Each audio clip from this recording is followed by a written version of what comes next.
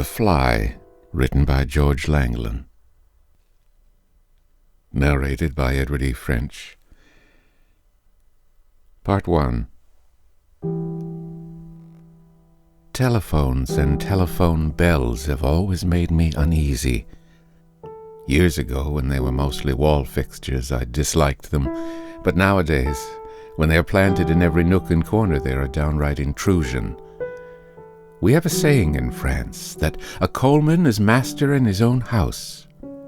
With the telephone, that is no longer true, and I suspect that even the Englishman is no longer king in his own castle.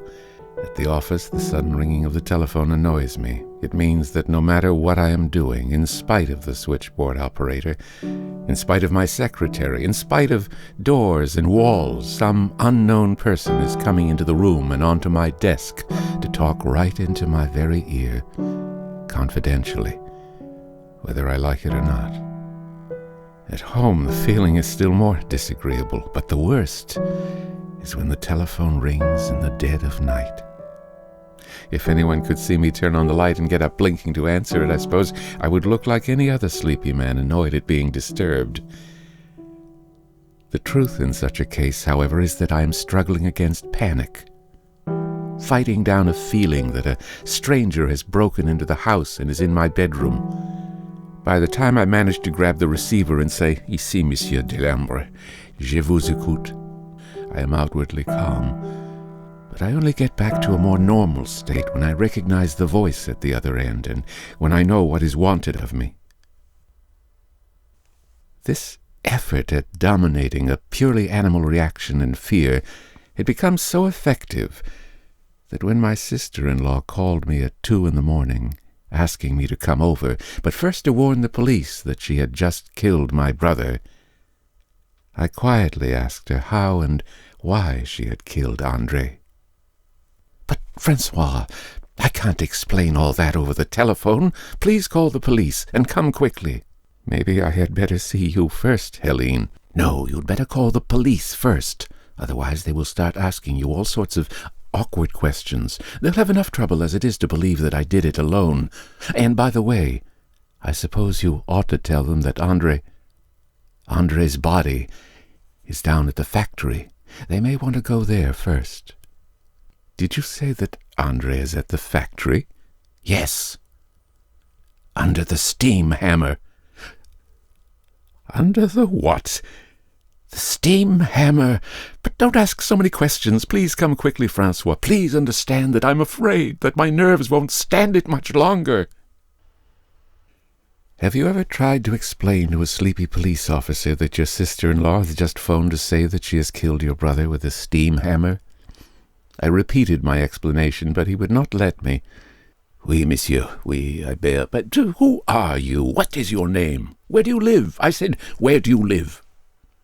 It was then that Commissaire Chérat took over the line in the whole business. He at least seemed to understand everything. Would I wait for him? Yes, he would pick me up and take me over to my brother's house. When? In 5 or 10 minutes. I had just managed to pull on my trousers, wriggle into a sweater, and grab a hat and coat when a black Citroën, headlights blazing, pulled up at the door. "I assume you have a night watchman at your factory, Monsieur Delambre. Has he called you?" asked Commissaire Chérat, letting in the clutch as I sat down beside him and slammed the door of the car. "No, he hasn't, though of course my brother could have entered the factory through his laboratory, where he often works at night, all night sometimes." "Is Professor Delambre's work connected with your business?"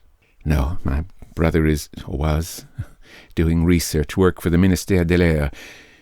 He wanted to be away from Paris, and yet within reach of where skilled workmen could fix up or make gadgets, big or small, for his experiments. I offered him one of the old workshops of the factory, and he came to live in the first house built by our grandfather on top of the hill at the back of the factory." "Yes, I see. Did he talk about his work? What sort of research work?" "He rarely talked about it, you know. I suppose the Air Ministry could tell you. I only know that he was about to carry out a number of experiments he had been preparing for some months. Something to do with the disintegration of matter, he told me." Barely slowing down, the commissaire swung the car off the road, slid it through the open factory gate, and pulled up sharp by a policeman apparently expecting him. I did not need to hear the policeman's confirmation. I knew now that my brother was dead. It seemed that I had been told years ago. Shaking like a leaf, I scrambled out after the commissaire. Another policeman stepped out of a doorway and led us toward one of the shops where all the lights had been turned on. More policemen were standing by the hammer, watching two men setting up a camera.